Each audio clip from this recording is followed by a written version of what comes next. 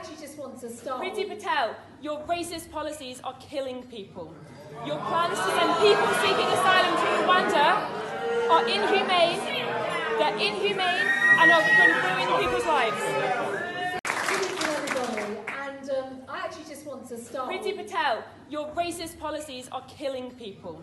Your plans to send people seeking asylum to Rwanda are inhumane, they're inhumane and are going to ruin people's lives.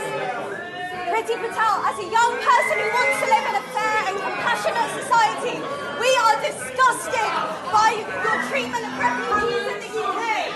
Priti Patel, at every opportunity we will stand against your cruel plans. We will stand with migrants, refugees and people seeking asylum.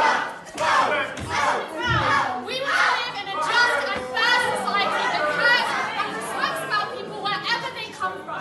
Priti Patel, we demand you drop your racist and problematic Rwanda migration policy. We demand that you treat the people of this world fairly and you treat them with respect. Whether you're from Rwanda or wherever you're from, say it clear. Refugees are welcome here. Say it loud, say it clear. Refugees are welcome here. Say it loud, say it clear. Refugees are welcome here.